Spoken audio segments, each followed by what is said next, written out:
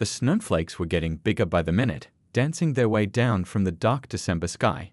It was Christmas Eve in Detroit, and the streets were already emptying as families hurried home to their warm houses and holiday celebrations. The clock had just struck 7 in the evening when a sleek, midnight blue Tesla came to a sudden halt on Cedar Grove Road, about 15 miles outside the city. The car's owner stepped out, his expensive but casual sweater doing little to shield him from the biting cold. Despite being worth billions, Mr. Chen looked like any other tired businessman in his simple clothes, the same ones he'd worn to an informal investor meeting earlier that day. He hadn't planned on driving through this area, but his navigation system had suggested a shortcut to avoid holiday traffic. Now, here he was, watching his high-tech car sit lifeless in the growing snowstorm. He pulled out his phone, his fingers already starting to feel numb. The weather app showed the temperature had dropped to 20 degrees Fahrenheit, and it was only getting colder. One by one, he called the nearby repair shops listed on his phone. "Sorry, we're closed for the holiday," became a familiar response when anyone bothered to answer at all. The luxury car service he usually used couldn't send anyone until the day after Christmas. Standing there in the growing darkness, watching his breath form little clouds in the freezing air, he remembered something his grandmother used to say. Sometimes the worst situations bring the best surprises. He'd been 5 years old when she first told him that, after he'd cried about a cancelled birthday party. That party's cancellation had led to him spending the day learning to make dumplings with her instead, one of his most cherished childhood memories. Just as he was considering calling a rideshare service and leaving his car behind, he spotted a small sign glowing in the distance, "Walker's Auto Repair." Through the swirling snow, he could see warm light spilling from its windows. It wasn't much to look at. A modest brick building with an old-fashioned garage door and a small apartment above it. The sign in the window read "Open," though another sign below it indicated they were supposed to close 30 minutes ago. He started walking toward the garage, his expensive leather shoes already soaked from the snow. As he got closer, he could hear the faint sound of Christmas music drifting from inside. Through the window, he saw someone moving around, probably getting ready to close up for the night. He hesitated for a moment. This wasn't the kind of place he usually trusted with his vehicles. His assistant would have a fit if she knew he was considering letting a small-town garage work on his $150,000 car. But something about the warm glow from those windows, the Christmas music playing softly inside, and maybe even his grandmother's words echoing in his memory made him keep walking. As he reached for the door handle, he noticed a small collection box near the entrance with a handwritten sign, "Donations for local children's holiday gifts." Inside, he could see a few crumpled dollar bills and some coins. The bell above the door chimed as he stepped inside, bringing with him a gust of cold air and swirling snowflakes. The garage was neat and organized, though the tools and equipment were clearly well used. A kid's drawing of a car was pinned to the bulletin board, along with various certificates and what looked like thank you notes from customers.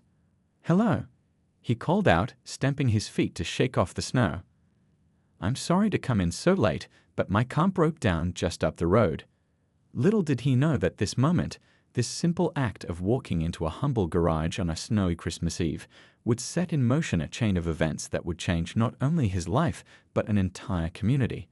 Sometimes, after all, the best stories start with a broken-down car and an open door. Upstairs in the small apartment above the garage, a little girl pressed her nose against the frosted window, watching the snowflakes fall. "Mom," she called out, "can we start making the hot chocolate now?" Her mother smiled, wiping her hands on a shop rag as she climbed the stairs from the garage below. She was about to answer when the bell chimed downstairs. "Just a minute, sweetie," she said, turning back toward the stairs. She had promised her daughter they'd start their Christmas Eve traditions early this year. Hot chocolate with tiny marshmallows, hanging the last ornament on their small artificial tree, and wrapping presents for the children at the local shelter. But something in her gut told her to check on that last customer. The shop owner had learned auto repair from her father, who had taught her that cars weren't just machines, they were part of people's lives, carrying them to work, to school, to family gatherings. "Every broken-down car has a story," he used to say, and sometimes, helping with the car means helping with the story. Those words had stuck with her through all the years of running the garage on her own. As she descended the stairs, she could see a well-dressed man standing in her shop, looking somewhat out of place among the tools and engine parts. Snow was melting off his expensive-looking shoes, forming small puddles on the concrete floor. Despite his clearly costly clothes, there was something almost lost about him, like a child who had wandered too far from home. "Can I help you?" she asked, straightening her work uniform. The name patch on her coveralls was worn from years of use, but the words "Master Mechanic" beneath it were still clearly visible. The man explained about his stranded Tesla, apologizing repeatedly for coming in so late. She could hear the worry in his voice, the same worry she'd heard from countless others who found themselves stranded on holidays. Without hesitation, she grabbed her heavy winter coat from the hook by the door. "Let me take a look," she said, pulling on her work gloves. "We can at least figure out what's wrong." She noticed him glancing at his watch, probably wondering if he'd made a mistake coming to such a small garage. "Don't worry," she added with a smile. "I'm certified for electric vehicles. Did my training last year." The walk to his car was short but brutal, with the wind whipping snow into their faces. She insisted on driving her old pickup truck the short distance back, saving his expensive shoes from further damage. As she examined the Tesla, her experienced hands moving systematically through the diagnostic process, she could see her daughter's face watching from the apartment window above. The problem turned out to be more complex than a simple fix, something that would take several hours to repair properly. She explained this to the man, watching his face fall as he realized he might be stranded for the night. The nearest hotel was 20 miles away, and in this weather, that might as well have been 200. Looking at him shivering in his light sweater, then up at her daughter's worried face in the window, she made a decision that would unknowingly change the course of many lives. "Listen," she said, closing the Tesla's hood, "this repair's going to take some time. My daughter and I were about to have some hot chocolate and wrap presents for the children's shelter. Why don't you come up and warm up while I work on your car?" The man hesitated, clearly surprised by the offer. In his world of boardrooms and business deals, such simple kindness from strangers was rare. "I couldn't impose," he started to say, but she was already walking toward the stairs. "It's Christmas Eve," she said over her shoulder. "Nobody should be alone in the cold. Besides," she added with a gentle laugh, "my daughter made enough hot chocolate for an army. She always does." As they climbed the stairs to the apartment, neither of them could have guessed that this simple act of kindness, offering shelter and hot chocolate to a stranger on a snowy night, would spark a chain of events that would transform not just their lives, but an entire community. Sometimes the biggest changes start with the smallest gestures, like opening your door to someone in need on a cold winter's night. The apartment above the garage was small but filled with warmth, both from the old radiator clanking in the corner and from the love that clearly lived within its walls. Christmas lights twinkled along the windows, their soft glow reflecting off the falling snow outside. A modest artificial tree stood in the corner, decorated with a mix of handmade ornaments and treasured family heirlooms. The billionaire stood awkwardly just inside the door, taking in the scene before him. The living room doubled as a dining area, with a well-worn couch facing a small TV and a round table scattered with colorful wrapping paper and ribbons. The kitchen was tiny but spotless, with children's artwork magnetized to the refrigerator and the rich smell of cocoa filling the air. "Mom says you can help me wrap presents," the little girl announced, already pulling him toward the table before he could respond. Her mother had gone back downstairs to work on his car, leaving him in the capable hands of her daughter. "These are for the kids at the shelter," the child explained, showing him a collection of carefully chosen toys and warm winter clothing. "Some of them don't have moms and dads to give them presents." As he sat down at the table, the girl handed him a mug of hot chocolate topped with mini marshmallows. "We make it from scratch," she said proudly. "It's Grandpa's special recipe." The warmth of the mug seemed to thaw something inside him that he hadn't even realized was frozen. Together, they wrapped presents while she chatted away, telling him about her school's holiday concert and how she'd helped her mom fix Mrs. Johnson's car last week. "Mom let me hold the flashlight," she explained seriously. "Mrs. Johnson couldn't pay much, but she made us cookies instead. They were really good." The billionaire's hands, more used to signing contracts and swiping through presentations on tablets, fumbled with the wrapping paper. The little girl patiently showed him how to fold the corners, just like Mom taught me. Each present they wrapped had a special story. A warm coat for a boy who had outgrown his old one, a set of building blocks for a girl who loved to create things, mittens and scarves knitted by a local seniors group. From downstairs came the occasional sound of tools and the soft hum of Christmas music playing in the garage. The mother's voice drifted up now and then, singing along to the old holiday classics as she worked. Despite the late hour and the fact that it was Christmas Eve, there wasn't a hint of resentment in her voice about having to work. As they worked, more of the apartment's story revealed itself. A wall of photographs showed 3 generations of mechanics. The girl's grandfather in front of the garage decades ago, her mother in overalls as a teenager learning the trade, and the little girl herself perched on a workbench, grinning with a toy wrench in hand. A collection of technical manuals shared shelf space with children's books, and a stack of community college brochures sat on a side table, dreams of future education waiting to be pursued. The girl showed him their Christmas Eve tradition of making paper snowflakes to hang in the windows. Each one is different, she explained, carefully folding a piece of paper, just like real snowflakes. Mom says it's like people, everyone's special in their own way. When her mother came up to check on them, she brought the aroma of motor oil and winter air with her. The part I need is in the storage room, she said, rubbing her cold hands together. It'll take a few more hours, but I'll have you back on the road tonight. She started to apologize for the delay, but stopped when she saw the pile of beautifully wrapped presents and her daughter teaching the billionaire how to cut out paper snowflakes. The little girl ran to the kitchen and returned with another mug of hot chocolate for her mother. "We saved you some," she announced. The 3 of them sat there for a moment, sipping hot chocolate and watching the snow fall outside. The billionaire couldn't remember the last time he'd felt so present. In his world of constant meetings and endless emails, moments like this had become rare. When he tried to offer extra payment for working on Christmas Eve, the mother shook her head. "It's Christmas," she said simply. "Nobody should be stranded in the cold. The regular rate is fine."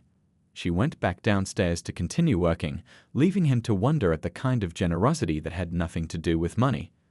Later, as he helped the little girl hang their paper snowflakes in the window, he noticed a stack of bills on the counter, partially hidden under a magazine. Even from a distance, he could recognize final notices and past-due stamps. Yet here they were, giving their time and love to make Christmas special for children they'd never met. In that moment, surrounded by paper snowflakes and the warmth of unconditional kindness, the billionaire began to understand something his wealth had never taught him. That true richness isn't about what you have, but about what you're willing to give when you think nobody's watching. As the night deepened and the snow continued to fall, more of the garage owner's story began to unfold. The little girl, excited to have a visitor, was eagerly showing their guest her favorite spots in the apartment. She pulled out a shoebox filled with thank you cards, proudly displaying them on the coffee table. "This one's from Mr. Peterson," she explained, holding up a handmade card decorated with wobbly handwriting. "Mom fixed his car when he couldn't afford it. He brings us vegetables from his garden in the summer." She shuffled through more cards, each one telling a similar story. "And this is from Mrs. Rodriguez. She bakes us cookies every month because Mom helps her get to her doctor's appointments." The billionaire listened, amazed, as the stories poured out. The little girl didn't seem to realize how extraordinary these acts of kindness were. To her, it was just what her mother did. Through her innocent chatter, a picture emerged of a woman who had turned her garage into more than just a business. It was a lifeline for many in the community. While helping to organize the wrapping paper, he noticed a letter that had fallen under the table. As he picked it up, he couldn't help seeing the bold red text across the top. "Final notice, property acquisition." His heart sank as he quickly scanned the contents. A development company was planning to buy up the entire block to build luxury condominiums. The garage, which had served the community for 3 generations, was being pressured to sell. The mother returned upstairs to check on them, wiping grease from her hands. Her daughter ran to her with a fresh cup of hot chocolate, carefully carrying it with both hands. "I was just showing him my card collection, Mom," she said excitedly, "and telling him about how you help people fix their cars." The mother's face softened with slight embarrassment. "It's nothing special," she said quietly. "Just doing what needs to be done. This community, they're like family.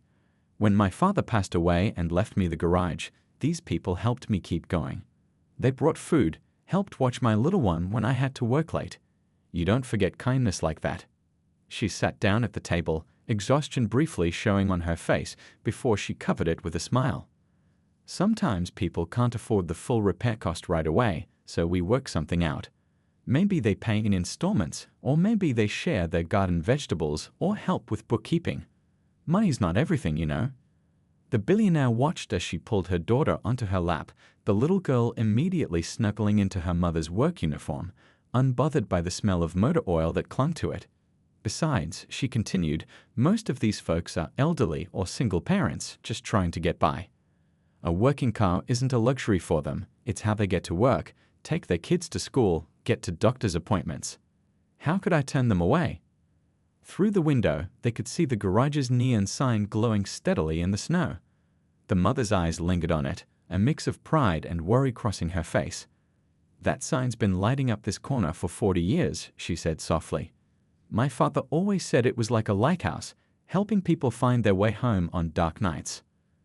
The little girl, picking up on her mother's mood, hugged her tighter. "Mom's the best mechanic ever," she declared.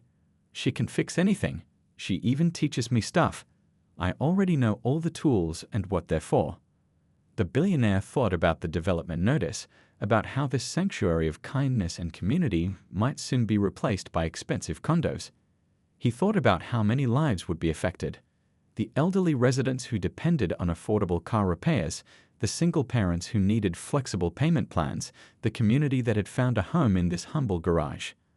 As he watched the mother and daughter together, he realized he was witnessing something increasingly rare in today's world, a business run with heart, where profit wasn't the only measure of success. In his world of corporate mergers and billion-dollar deals, he'd almost forgotten such places existed. The little girl had moved to the window, pressing her face against the glass to watch the snow. "Mom says when it snows on Christmas Eve, it means the angels are watching over people who need help," she said matter-of-factly. "I think they must be really busy tonight." Looking at the final notice hidden under the table, then at this small family who gave so much despite having so little, the billionaire felt something shift inside him. In all his years of making money and building his empire, he'd never seen wealth quite like this, the wealth of a community bound together by kindness, of a legacy passed down through generations, of a little girl learning that success isn't measured by what you have, but by what you give. He knew then that he couldn't let this place disappear. The question was, how could he help in a way that wouldn't diminish the dignity and independence that made this garage so special? Christmas morning dawned crisp and bright, the world outside transformed into a winter wonderland. The snow had stopped sometime during the night, leaving behind a pristine blanket of white that sparkled under the rising sun. The mother woke early, as she always did, planning to check on the garage before her daughter woke up for their Christmas morning traditions. She pulled on her heavy coat over her pajamas and made her way down the familiar stairs, each wooden step creaking its morning hello. The previous night felt almost like a dream now, the stranded businessman in his expensive clothes, sitting at her table making paper snowflakes with her daughter. He'd left late after she'd finally fixed his car, refusing her offer to stay the night despite the heavy snow. The garage was quiet and cold, her breath visible in the early morning air.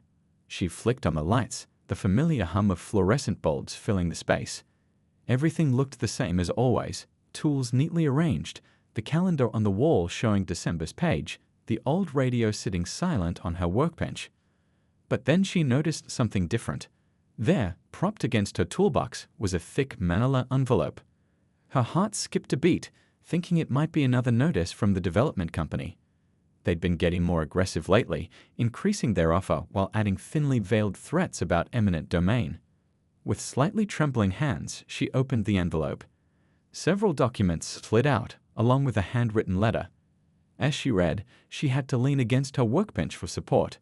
The letter began, "Dear friend, last night you showed me something I hadn't seen in a very long time, true generosity without expectation of return. You welcomed a stranger into your home on Christmas Eve, shared your traditions, and taught me lessons about community that all my years in business never did." She had to stop reading for a moment, her eyes filling with tears. The man she helped wasn't just any businessman, he was one of the country's most successful tech entrepreneurs. The documents in her hands included the deed to the entire building, transferred into her name free and clear. There was also paperwork for a substantial business investment, specifically earmarked for modernizing the garage while maintaining its community-focused mission. But what really made her hands shake was the proposal that followed. He wasn't offering to make her an employee. He wanted to partner with her. The plan was to create a network of community-focused auto repair shops using her garage as the model. Each location would provide fair-price services, job training for young people, and support for struggling families. She would help develop the program, teaching others the values her father had instilled in her. As she read, she could hear her daughter stirring upstairs, probably eager to start their Christmas morning. The sound of little feet padding across the floor above brought her back to reality. This was real. This was happening. She looked around the garage, at the wall of photos showing 3 generations of her family serving this community, at the rack of well-worn tools her father had taught her to use, at the board where she kept track of payment plans for customers who needed extra time. All of it could stay. Not only stay, but grow, help more people, create more opportunities. The morning sun was streaming through the garage windows now, catching the dust motes in its beams. She remembered all the mornings her father had opened up this shop, how he taught her that a mechanic fixes more than just cars. They help keep people's lives running smoothly. Now she could continue that legacy in ways he never could have imagined. Upstairs, she could hear her daughter calling for her. "Mom, Mom, it's Christmas morning." The joy in that voice made her smile through her tears. She carefully folded the letters and documents, tucking them safely in her pocket. There would be time to process all of this later. Right now, she had Christmas morning to celebrate with her little girl. As she climbed the stairs back to their apartment, she thought about all the people who had sat in her tiny waiting area over the years. Elderly couples worried about affording repairs to their only car, single parents needing their vehicles to get to work, young people learning to maintain their first cars. Now she could help even more of them. The true gift wasn't just the money or the building, it was the chance to prove that kindness and good business weren't opposites, that you could be successful while still keeping your heart.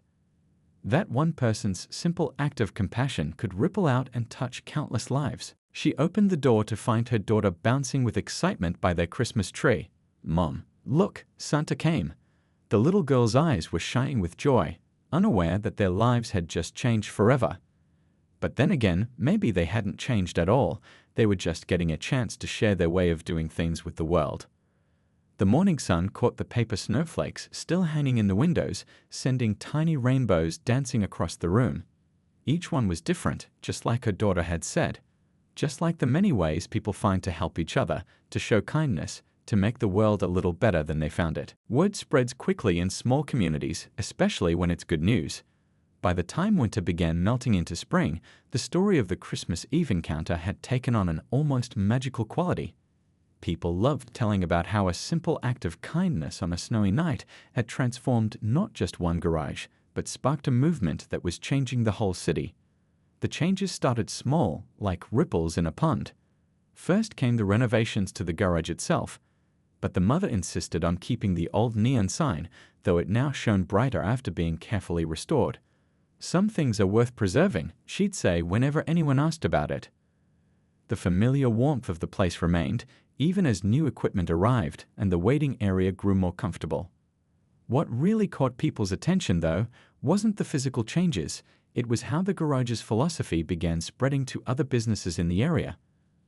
A local diner started offering pay what you can meals every Tuesday. The hardware store began hosting free home repair workshops for single parents.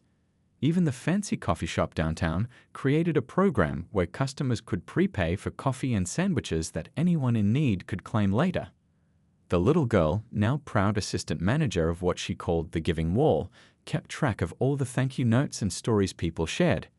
She pinned a beat map to the wall, marking all the places where similar community-focused garages were opening up. "Look, Mom," she'd exclaim whenever a new pin went up. "Our family's getting bigger." One sunny morning, a group of high school students arrived at the garage. They were part of a new program that taught both auto repair skills and business ethics. "My dad says you're the reason I can learn to be a mechanic," one teenage girl told the mother shyly. "He said nobody would teach girls before, but now they have to because you showed them how good we can be." The businessman who'd started it all visited occasionally, though few recognized him without his usual business attire. He'd roll up his sleeves and help teach the students, sharing not just business knowledge, but the lessons he'd learned about community and kindness. Success isn't just about profit margins, he'd tell them. It's about the impact you have on people's lives. Local business owners started meeting regularly at the garage after hours, sharing ideas about how they could better serve their community while still staying afloat. The mother's payment plan system became a model for other shops. "It's simple," she'd explain. "When you trust people and give them dignity, they almost always prove worthy of that trust." The development company that had once threatened to tear down the garage now worked with the community to renovate other struggling businesses, preserving their character while helping them modernize. The lawyer who'd handled those negotiations liked to joke that he'd learned more about community development from a small-town garage than he had in law school. One day, the mother found her daughter teaching a group of younger kids about tools in the waiting area. Each child wore a tiny work apron the little girl had helped design. "They're junior mechanics in training," she explained proudly. "I'm teaching them what you taught me, that fixing things isn't just about cars, it's about helping people." The local elementary school even started a program they called Community Heroes, teaching children about business responsibility and giving back. The mother was invited to speak, and though public speaking made her nervous, she brought along her father's old toolbox to show the kids. "Sometimes the biggest changes start with the smallest tools," she told them, holding up a well-worn wrench. Just like the biggest kindnesses often start with the smallest actions. As spring turned to summer, the garage's influence continued to grow. Other successful business owners began reaching out, wanting to learn how they could adapt their own companies to better serve their communities. Some people called it a revolution in business ethics, but the mother just called it common sense. "We're not doing anything new," she'd say whenever reporters came around asking about their success. "We're just reminding people of something they already knew, that business works better when you put people first. That profit and purpose can work together. That everyone has something to give, even if it's just their time or their kindness." The little girl kept a special scrapbook of all the stories people shared about how the garage had inspired them to make changes in their own communities. "See," she'd say, flipping through pages filled with photos and letters. "Mom always says that kindness is like a snowball rolling down a hill. It just keeps getting bigger and bigger." Late one evening, as mother and daughter sat in their apartment above the garage, they could hear the sounds of the auto repair class graduating ceremony taking place below. The daughter looked up from her homework. She was drawing designs for an even bigger giving wall. "Mom," she said thoughtfully, "remember how you used to worry about keeping the garage open? And now we're helping people open their own garages." The mother smiled, remembering that snowy Christmas Eve that had changed everything. "You know what's funny?"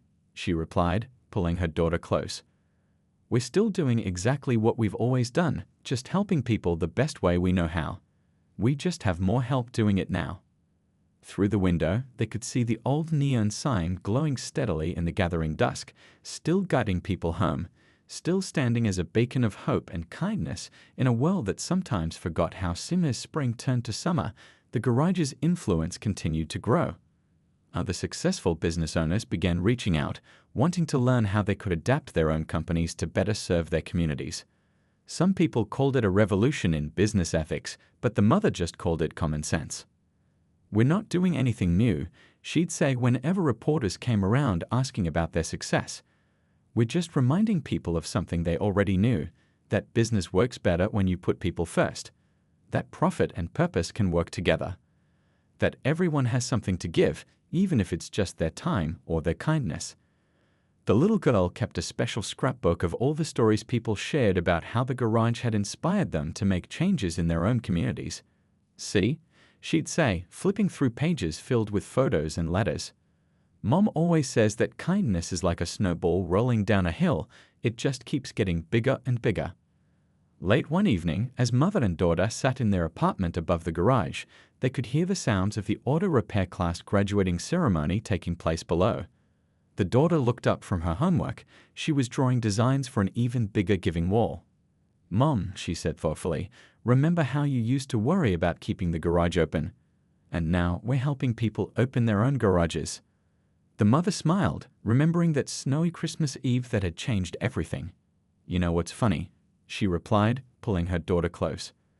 "We're still doing exactly what we've always done, just helping people the best way we know how.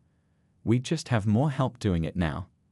Through the window, they could see the old neon sign glowing steadily in the gathering dusk, still guiding people home, still standing as a beacon of hope and kindness in a world that sometimes forgot how simple it could be to make a difference. Paul, it could be to make a difference. 1 year had passed since that snowy Christmas Eve.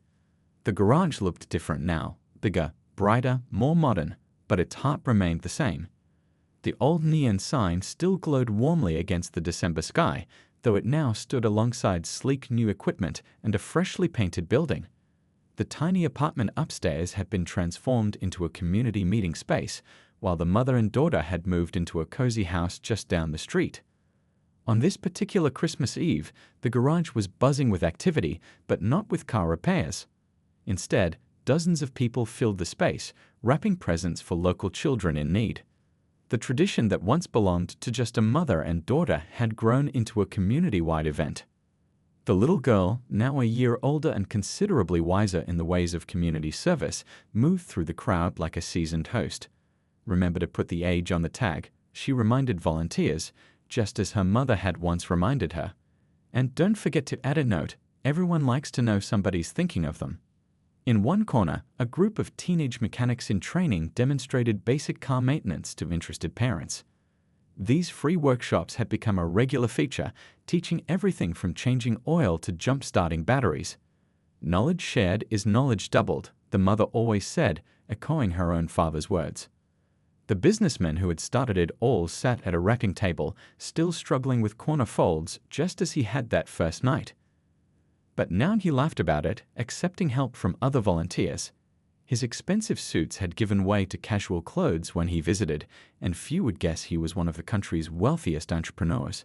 He preferred it that way. "Remember last Christmas?"